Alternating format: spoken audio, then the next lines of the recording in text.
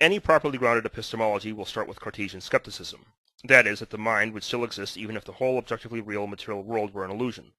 And by the way, that includes brains, neuroscientific experiments, neural processes, and neurons, just in case anyone wants to attempt to inject scientism at this point. But if the mind could exist in such a world even though matter can't, that would mean that nothing non-mental would exist in such a world. Therefore, it's trivially obvious that mentality is fundamental. And if you remove dualism on grounds of incoherence, then you end up with an argument for idealism based on nothing more than proper epistemology before even justifying empirical induction. So yes, the fundamentality of the mental is just a given, and you need to give up on rudimentary epistemology to disagree. What the fuck was that? Johannan, you believe that the world is merely an illusion. Well, I think that you have just demonstrated that your understanding of epistemology is merely an illusion. I mean, where do I even begin to explain the sheer amount of failure in this short little clip? So first, you literally phrase your argument in such a way that the immateriality of mind simply follows from how you've chosen to phrase your premises. In other words, you are begging the question. Your first premise already makes the distinction between mind and matter that you're trying to establish. You literally declared by fiat that mind is not material in your first premise. After all, what does premise 1 state? We can doubt matter, but not mind. That assumes from the outset that mind cannot be material. Yeah, I know that you believe that, but that's the conclusion C1 you try to draw from the first two premises of this syllogism.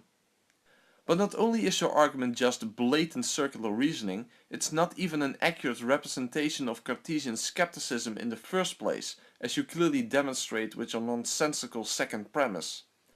Yes, Descartes believed in the immateriality of mind, but that's completely irrelevant when it comes to Cartesian skepticism in relation to your own mind.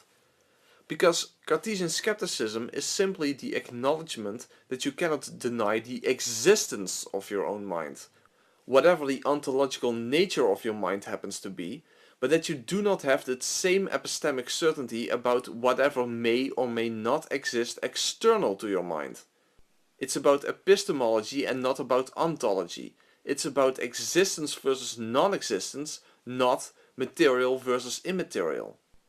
And it's not about a division between mind and matter, but it's about a division between the internal and the external.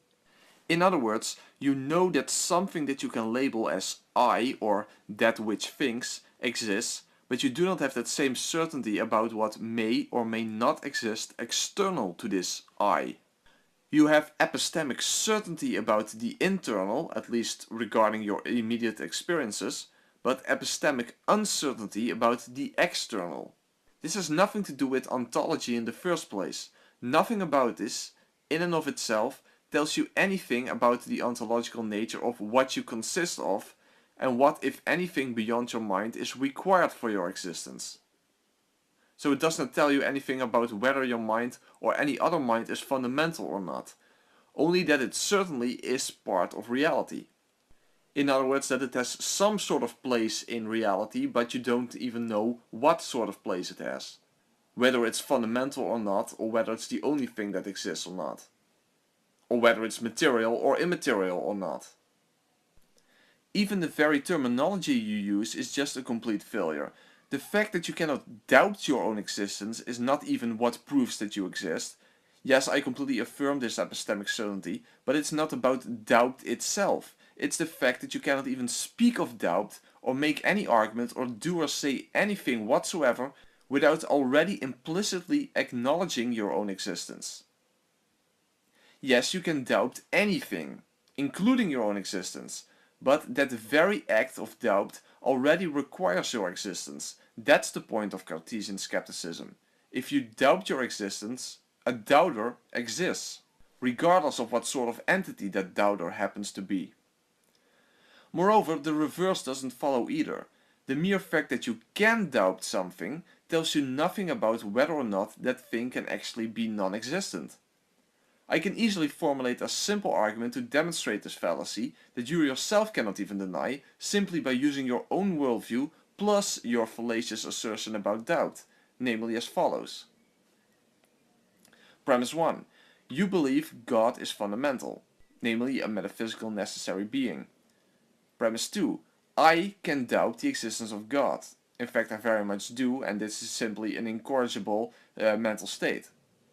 Premise 3. If I can doubt the existence of God, God's existence cannot be fundamental, which is simply your assertion that if you can doubt something, it cannot be fundamental. So, the conclusion would then follow that your belief that God is fundamental is false. So either you would have to acknowledge that this argument falsifies your theistic worldview, or you would have to acknowledge that this argument is fallacious for the very same reason that your own syllogism that you presented in this short clip I started this video with is fallacious and therefore false. So pick one. Any properly grounded epistemology will start with Cartesian skepticism. That is, that the mind would still exist even if the whole objectively real material world were an illusion. And by the way, that includes brains, neuroscientific experiments, neural processes, and neurons, just in case anyone wants to attempt to inject scientism at this point. But if the mind could exist in such a world even though matter can't, that would mean that nothing non-mental would exist in such a world. Therefore, it's trivially obvious that mentality is fundamental. You also confuse epistemic possibility with metaphysical possibility. You don't use those words, but you try to argue that since we can be certain of our minds, but not what may exist external to it, that which may exist external to it may in fact not exist at all. Now you better have a pretty good excuse for making such a mistake, since I already pointed this out to you in my first video against idealism, and I know that you have seen that one. So either you are being extremely careless, extremely dishonest, or you have some extremely groundbreaking, philosophically shattering method for deriving what is metaphysically possible from mere epistemic possibility, which in this context literally comes down to your own subjective personal understanding of reality.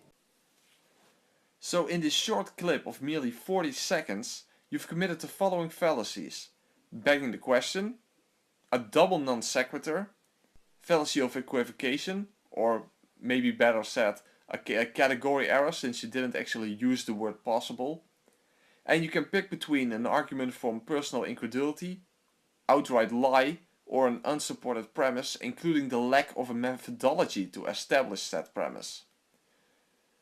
And on top of that, you've misrepresented Cartesian skepticism, which I find ironic since Descartes believed in God like you do, believed in the same God as you do, believed in the immateriality of mind like you do, and you still misrepresented him. Therefore, it's trivially obvious that mentality is fundamental. And if you remove dualism on grounds of incoherence, then you end up with an argument for idealism based on nothing more than proper epistemology before even justifying empirical induction. So yes, the fundamentality of the mental is just a given. No, the fact that your own mind has some sort of place in reality is a given. Not what place it has, what if any requirements it has for its existence, what its ontological nature is, and whether or not there exists something external to it. None of those are a given. At the very least, they don't just follow from Cartesian skepticism alone. I do agree that the fundamental starting point of epistemology is there's thinking going on labeled as I or my mind. The issues of modality, ontology, and epistemic warrant for other entities are built on top of this. Again, Cartesian skepticism is about what you can know and cannot know about the internal versus the external. It has nothing in and of itself to do with materialism, realism, dualism, and idealism. I mean, as you know, me, you, and René Descartes all have different yet overlapping beliefs about these subjects, and all of us affirm Cartesian skepticism, and use cogito ergo sum as the starting point of epistemology. But you will need to go beyond mere Cartesian skepticism to derive at conclusions about these subjects. But you literally denied this at the end of that clip. Therefore, it's trivially obvious that mentality is fundamental. And if you remove dualism on grounds of incoherence, then you end up with an argument for idealism based on nothing more than proper epistemology before even justifying empirical induction. So yes, the fundamentality of the mental is just a given, and you need to give up on rudimentary epistemology to disagree. So you are saying that if anyone rejects your incoherent, multi-fallacious, poorly phrased, misrepresentative, and possibly outright dishonest syllogism, that this would be akin to disagreeing with rudimentary epistemology. I don't know if there's an official fallacy for that, but I would call it the pretending to know what the fuck you're talking about and making an ass of yourself in the process fallacy.